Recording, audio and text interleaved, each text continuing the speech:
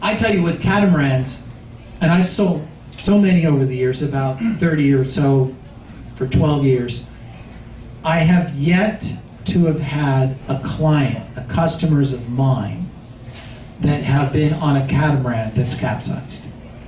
Okay? Now, I have wacko crazy friends like Derek does. Derek Escher is one of our brokers back there, and he's a former windsurfing national champion and a racer like myself from way back. We have wacko friends that go out and race wacko catamarans. And wacko catamarans do capsize. I mean, when you've got a catamaran that's got 10 times more sail area than it needs, and it's super narrow, and it likes to fly a hull, well, yeah, you're going to get in trouble once in a while. But the kind of boats that we're talking about are not that overpowered, and they're not, it would be, as I like to say, it would take a monumental act of boneheadedness to capsize a modern cruising catamaran. I mean, you really have to work at it, in my opinion. Now, I will say, though, the higher performance the catamaran, the easier it would be to capsize, right? Because your power to weight ratio is definitely different.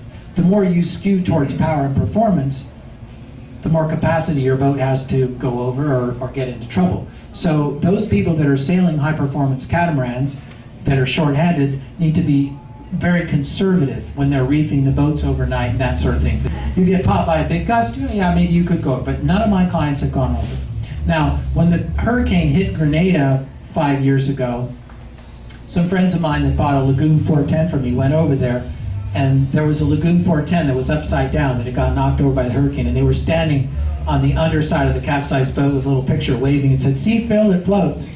You know, and that was proof to them that if the boat capsized, it would float.